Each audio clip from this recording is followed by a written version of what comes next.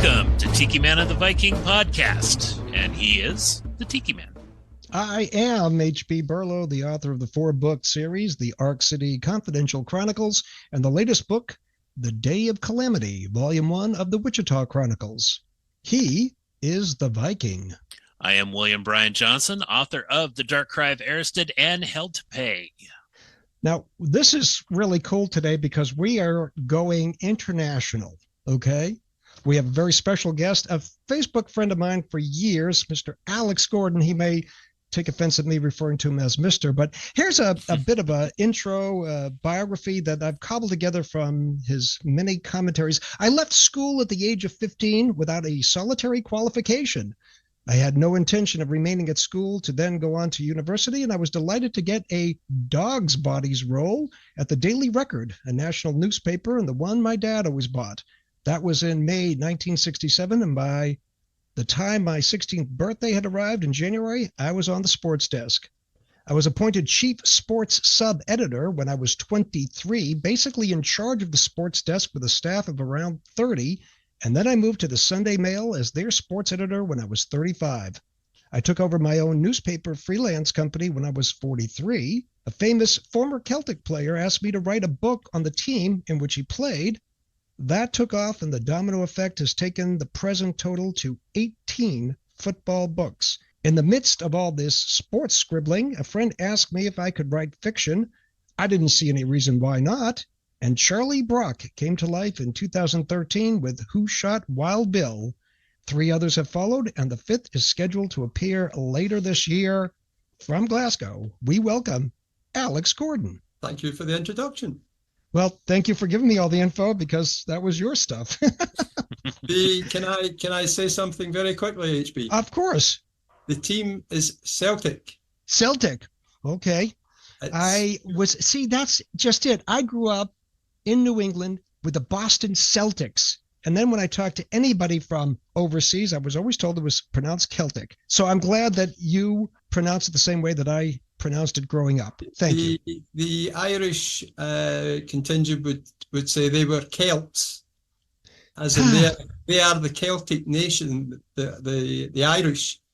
Celtic are from Irish origins, but it was a Marist priest who started Celtic back in 1888 to feed the hungry and clothe the needy of Glasgow at that time, which were mainly Irish immigrants. Wow. But Celtic are Celtic. Celtic it shall be then. Thank you. So from your upbringing, whether it was journalism or nonfiction or fiction, what actually attracted you to writing? It's a very strange, and I'll try to keep it a very strange little story. When I was a kid, probably about 7 or 8 years old, I had just about every ailment a kid could have at one stage. Mumps, measles, you name it. I got them one after another, and I missed a year out of school. Wow. Back then, at that age, HB, it was called the primary school. Okay. And from the primary school, from when you were about the age of 12, you went to the secondary school. So I missed a year, and they wanted to drop me down a class. But all my friends, they would have moved a class above me. Does this make any sense? It does, yeah. Right. So it was done in age groups. You know, class 1 was when you were 5, class 2, blah. Mm-hmm. So I didn't want that. I wanted to be in the same class as my friends. Of course. And so I had to go on a crash course of trying to pick up and make up for that year that I wasn't there. But there was a lovely old lady called Mrs. Fox, and she actually was an English teacher. And she spent time with me after we would normally cut off about 4 o'clock. That was time for school out. And I would stay with her for an extra hour or so. And she got me up to such a speed as far as English was concerned, and English composition, was that I was ahead of the class. You know, I got like private tuition. So from a very early age, it's a kind of long-winded answer, my apologies. I loved moving words around, you know. So here I am. I'm sure Brian is thrilled by the answer, as he himself is a teacher and anytime that anybody references the impact of teachers at Yep. any point in our lives, it is gratifying. Yeah, yeah. So was writing and compositions one of the things that this dear lady helped with? Yes. Yeah, Oh, wow. that was what she majored on. Okay. That was the English and art at school, HB. They were my top subjects, and I was good at sport, believe it or not, but not good enough to play for Celtic. Uh-huh. So So instead of playing, you wrote about it instead. absolutely, those who can't write and those who can do, you know. So that was no, sport was always my first love, and I played for Glasgow schools, which for the under-15s, I was a goalkeeper, and there was a team called Motherwell. You will never have heard of them. They were a top-class team as well, but Celtic didn't want me, and I went to Motherwell for about 5 minutes. Didn't like it, and thought, or maybe a bit longer than 5 minutes, and thought I'll stick in at this journalist lark, and I'm just wondering how much of your getting the position on the sports desk at such a young age was due to innate talent or luck or a combination. combination. Really? For sure, it was a combination. To start off, I was in the right place at the right time. Okay. You know, in the west of Scotland, I am the youngest member of the National Union of Journalists. Wow. Wow. And it's now impossible for anybody to beat that record because you can't leave school before you're 16 in Scotland. There you go. There you go. So I'll get in 2 days before my 16th birthday. And wow. So basically that was just being in the right place at the right time.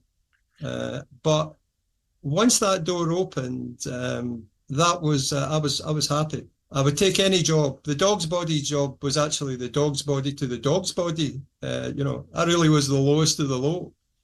And I thought, well, I'm in the door. I've got in this far. Let's see where it goes. Huh. There you go. Alex, do you remember what some of the first writing you ever did was? Like just for fun? For fun, yes. Yeah. I was a huge fan of DC Comics. Mm-hmm. Oh. And Superman, Batman, not quite Wonder Woman. I wasn't into Wonder Woman, strangely, but guys in tights, yeah. But I got out of that, I'm glad to say. But so that I came up with something. I can't remember the name, but it was a Scot who could do wonderful things. You know, he'd probably try to leap a high building and make a mess of it, but so I tried to come up with a superhero. He wore a kilt, by the way. Did he fly? Yes, and he terrified people underneath when he flew over. Yes. Yes. Yes. People would run for cover when Super Jock was flying through the air. It's a bird, it's a plane. What the hell is that? Exactly. Yeah. Good grief. Did he have an adversary? Well, just about everybody in the world, basically. Mainly the English. Actually, you've heard the stories about the Scots and the English. Oh yeah. And they do tend to get up our noses.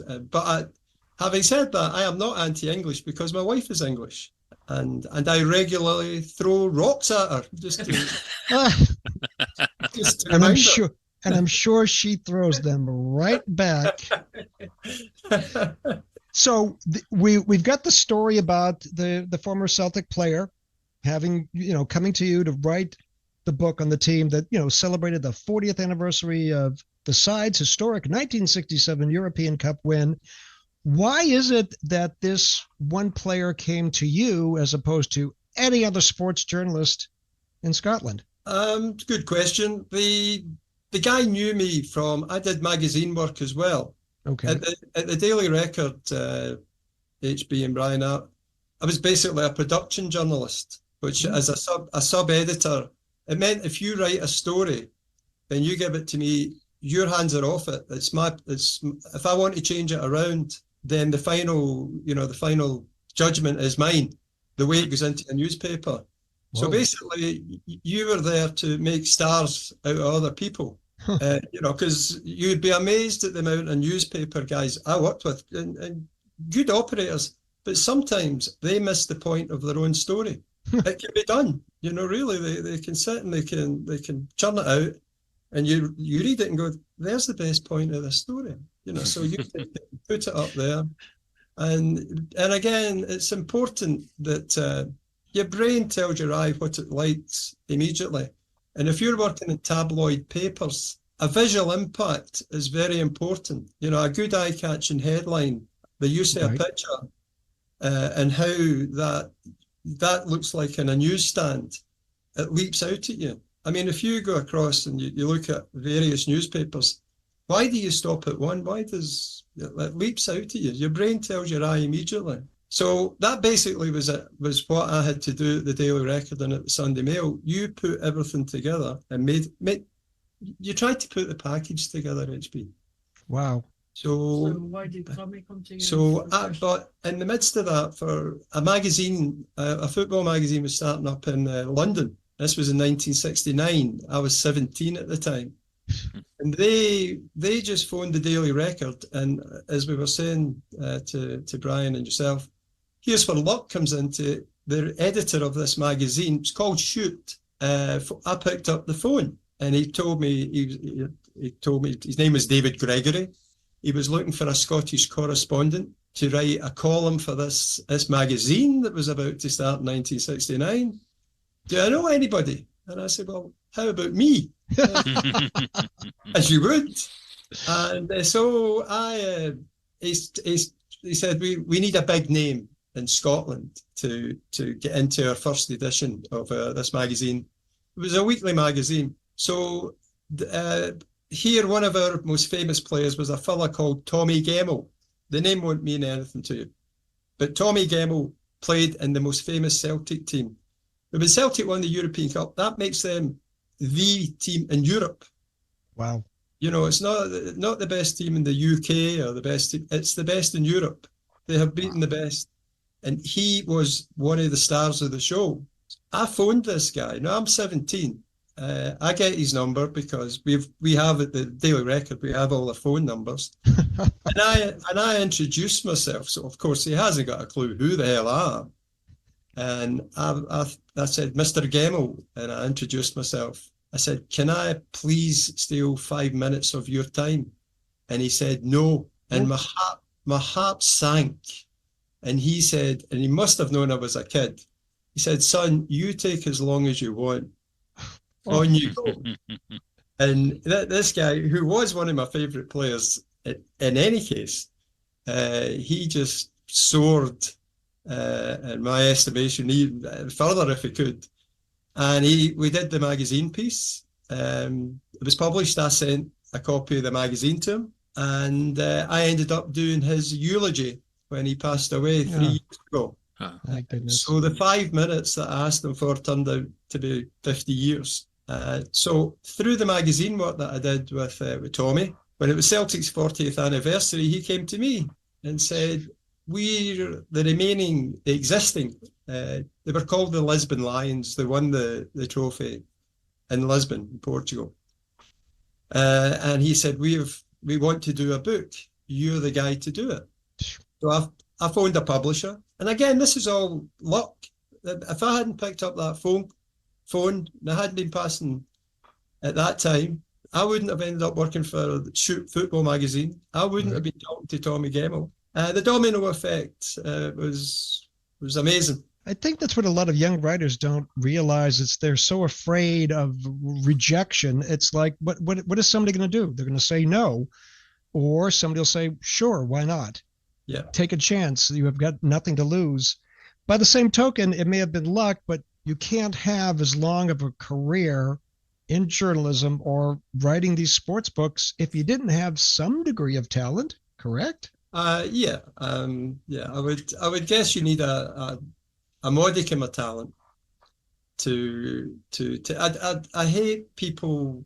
I hate self-promotion people. I keep away from folk like that. The big mouths, is that an expression? Yeah. I keep away from these guys. And, I feel I've got nothing to prove. I'll do what I do, and that's me. I'm quite happy. I don't need to tell anybody. Whenever somebody says to me, "Will you do this?" If I can, then I'll do it. And I'm glad I did that, because that book sold very well throughout the world. Wow. I mean, Celtic are a worldwide brand. If you want it. I went to New York 10 years ago. You could hardly walk down Broadway without an Irish pub with Celtic pictures.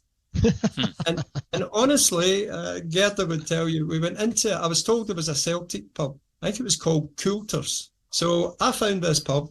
I've no idea what the address was, but it was off Broadway. And I went in to this, and I'm talking to, it was an Irish guy serving behind the bar. And he says, "Yeah, what are you looking for?" Blah, blah. And I'm talking to him. And he said, "What do you do?" I said, "Oh, I do a bit of scribbling." He went, "Oh, yeah." Behind this guy at the bar were about 5 or 6 of my Celtic books. And there was no way I was going to say, "That's me." I would never get out of there. So I just left them as I'm a scribbler. But but the books were there, so you get a kick out of things like that. And join Tikiman and the Viking podcast again in 2 weeks when we continue our discussion with Alex Gordon from Glasgow, Scotland. Tikiman and the Viking podcast brought to you by Rumination of Thunder Media. The following intro and outro music was used for this media project. The music Find Them by Alexander Nakrata. Free download from filmmusic.io. Licensed Creative Commons Attribution 4.0 International.